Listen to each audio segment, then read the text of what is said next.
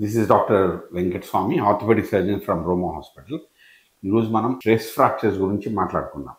Stress fractures అంటే ఎవరికి రావచ్చు? మామూలుగా ఇప్పుడు talking about fit and young individuals, వాళ్ళు ఎడాపెడా రన్నింగ్ మార్చింగ్ చేస్తూ they think they are fit. So ఈ రోజులలో సాఫ్ట్ సర్ఫేస్ అంటే గ్రాస్ కానీ మడ్ మీద కానీ మనకు నడిచే రన్నింగ్ చేసే అవకాశం తక్కువ. వేరియస్ కమ్యూనిటీస్లో కానీ రోడ్డు మీద కానీ most of the time, లేకపోతే tiles, most of the area that is available to especially urban population who are active. So almost always hard surface. దీనివల్ల మనకి ఏం డిసడ్వాంటేజ్ కావచ్చు అని అంటే run or walk prolonged.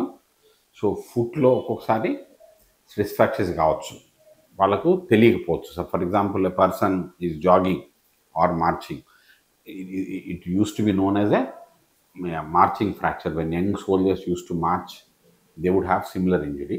So ఆ పర్సన్ కనుక run చేస్తుంటే మెల్లిగా నొప్పి మొదలవుతుంది. సో యంగ్ అడల్ట్స్ కానీ ఫిట్ ఉన్న పర్సన్స్ ఏంటంటే వాళ్ళు నడుస్తున్న పద్ధతులు వాళ్ళకు ఫ్రాక్చర్ అయిందన్న నమ్మకం కలవకపోవచ్చు. ఒకవేళ వాళ్ళు డాక్టర్ దగ్గరికి వెళ్ళి ఎక్స్రే వెళ్ళి తీసినా కూడా ఎక్స్రేలో ఏమీ కనిపించకపోవచ్చు. ఓన్లీ కొన్ని 4 నుంచి 6 వారాల తర్వాత మళ్ళీ ఎక్స్రే తీస్తే కానీ ఒక్కొక్కసారి ఆ సెకండ్ మెటటార్సల్ అనే చోట విరిగినట్టుగా మనం సైన్ కనిపించవచ్చు. అట్లాగే హీల్ బోన్ కూడా అవ్వచ్చు, ఒక్కొక్కసారి టిబియా అంటే షిన్ బోన్ కూడా.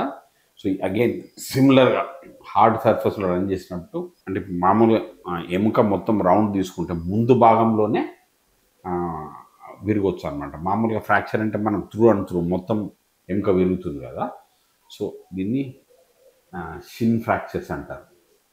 ఇదేంటంటే మనం దీన్ని నెగ్లెక్ట్ చేయరాదు. మనకు నొప్పి వచ్చినప్పుడు కన్సల్టేషన్ తీసుకోవాలి, అవసరమైతే ఎక్స్రే, దాని తర్వాత ఫాలోఅప్ తీసుకొని, సో దానికి హీల్ అయ్యే వరకు అవసరమైన రెస్ట్, ఆ తర్వాత అడిక్వేట్ పెయిన్ కిల్లర్స్, జాగ్రత్తలు తీసుకోవాలి. ఒక్కొక్కసారి స్ట్రెస్ ఫ్రాక్చర్స్, ఆ తర్వాత ఆస్టియోపోరోటిక్ ఫ్రాక్చర్స్ అంటే లూజ్గా they are not the same, they might combine. అంటే ఓల్డ్ ఏజ్ పీపుల్ కూడా అంటే పర్టికులర్ ఇన్సిడెంట్ ఏం లేకుండా, సో స్పాంటేనియస్ ఫ్రాక్చర్స్ కావచ్చు, ఎస్పెషల్లీ పెల్విస్లో ప్యూబిక్ రేమస్ ఫ్రాక్చర్స్ అట్లా కావచ్చు, లేకపోతే minimal falls. So they are not actually true stress fractures but osteoporotic fractures, అవి కూడా. సో మనం తగు జాగ్రత్తలు తీసుకోవాలి. ఒక్కొక్కసారి సబ్ట్రోకాండిక్ ఫ్రాక్చర్స్ కొన్ని మందులు వాడినప్పుడు కూడా, సో ఫిమరై అంటే తొడ ఎముకలో ఒక భాగంలో విరగొచ్చు. అగైన్ ఒక సైడ్ అంటే ఒక కార్టెక్స్ మాత్రమే విరగొచ్చు.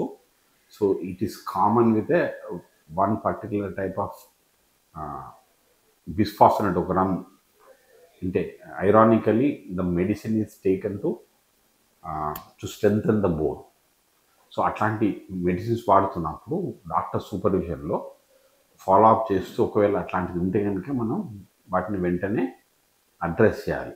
టు సమ్మరైజ్, సో మీరు ఎంత ఫిట్ ఉన్నా, రెగ్యులర్ ఎక్సర్సైజ్ చేస్తున్నా, ఏదైనా కొత్తగా నొప్పి అయినప్పుడు దయచేసి see the doctor, get necessary investigations.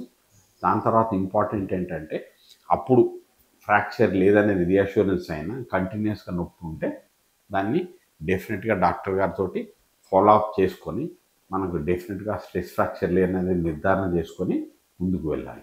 Thank you.